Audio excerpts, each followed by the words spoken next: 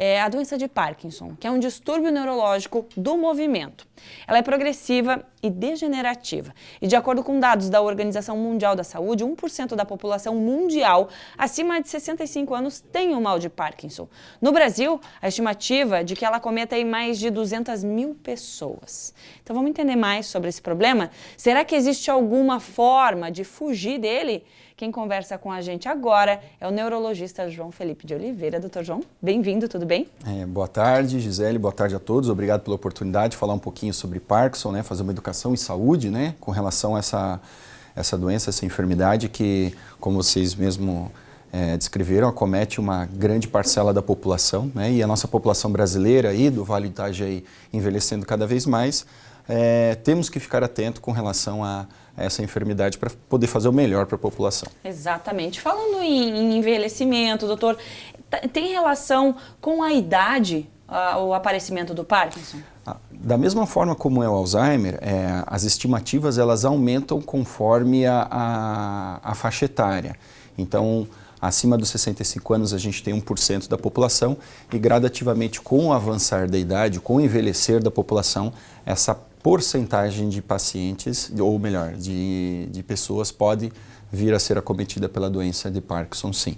Existe, inclusive, já aproveitando esse gancho, uma parcela de pacientes, né, se a gente pega a população total de Parkinson, desses 200 mil na população brasileira, uma parcela deles apresenta, inclusive, doença de Parkinson de início precoce, abaixo dos 65 anos. A gente pode ter indivíduos abaixo de 50, abaixo de 40, a gente tem pacientes em consultório com 35, 37 anos com doença de Parkinson. Tem a ver com genética? Pode ter a ver com genética. Cada vez mais estudos estão sendo feitos com mutações específicas com relação ao desenvolvimento da doença de Parkinson nessas circunstâncias, mas a maior parte da doença de Parkinson, né, que a gente sabe que é acima de 65 anos, a doença de Parkinson com a faixa etária habitual, a gente se refere que é multifatorial. Porém, os casos precoces, esses mais jovens, eles têm uma maior taxa de associação com mutação genética. Certo. Doutor, como é que age o Parkinson no nosso cérebro? Ele danifica uma parte e aí os movimentos vão ficando prejudicados? O que acontece? É uma informação bem interessante porque cada vez mais a gente tem descoberto mecanismos relacionados à doença de Parkinson, né? Sabendo hoje que ela é multifatorial, a gente pode falar que existem mecanismos inflamatórios, mecanismos antioxidantes, de alteração do metabolismo da energia da célula, né? Mas que, por fim, se a gente for falar de uma maneira mais geral, ocorre uma morte de neurônios que são responsáveis pela produção de dopamina na sua fase inicial, né?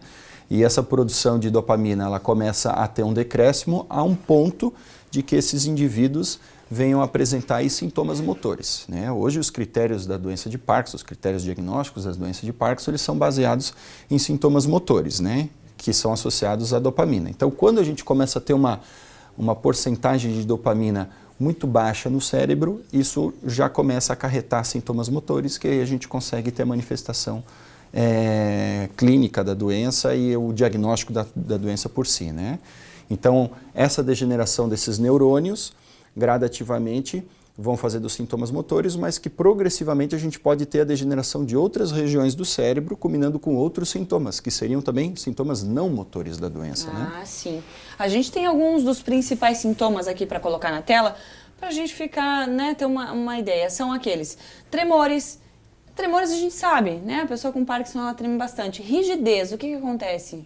A rigidez, ela ocasiona um fenômeno de diminuição. A rigidez e a cinesia, na verdade. A cinesia seria a falta de movimento, a carência de movimento, né? Então, eles andam muito em conjunto, a rigidez e a cinesia ou bradicinesia, que é o pouco movimento, né? Então, o que a gente percebe no indivíduo é ele gradativamente começar a ficar mais lento do que o habitual para as atividades de vida diária. Então, a gente vê que ele está começando a levar o dobro do tempo, ele está começando a ter dificuldade de entrar e sair do carro, levantar e sair da cadeira, se virar na cama. E em atividades do dia a dia, por exemplo, bater uma clara de ovo, ele começa a perceber que parece que o braço começa a encarangar, não obedece, ele começa a ter que fazer um esforço muito grande para aquele movimento manter aquela agilidade que tinha. Isso no escovar o cabelo, isso em todas as atividades que são repetitivas, né? Doutor, na pesquisa, eu vi uma manchete que dizia assim, ó, travar a progressão da doença de Parkinson está mais perto de ser uma realidade. Existe evolução, então, para o tratamento dessa doença? Sim.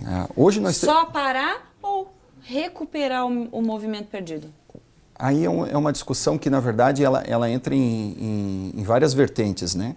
Cada vez mais a gente tem discutido o tratamento como uma possibilidade de uma terapia modificadora de doença. O que seria uma terapia modificadora de doença? Seria modificar a evolução da doença, parar a evolução. Certo. Né? Porque daí no início, você consegue menos sequelas. A gente consegue estagnar e evitar a progressão e a restrição de movimento. Só que ainda são estudos ainda muito experimentais. Cada vez mais tem saído trabalhos falando, por exemplo, sobre atividade... Está evoluindo. Sim, sobre atividade física e Parkinson, por exemplo.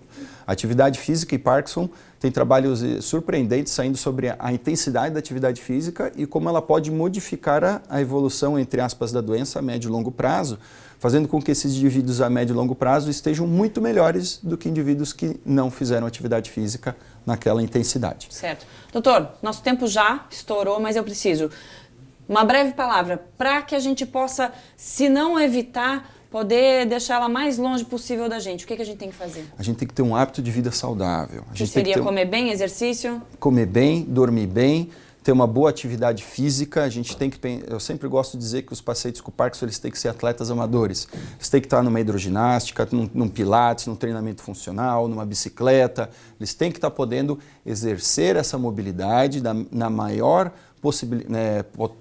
potencialidade possível para que ele não perca a função. E isso faz com que eles consigam ter qualidade de vida por muito mais tempo com o uso da atividade física.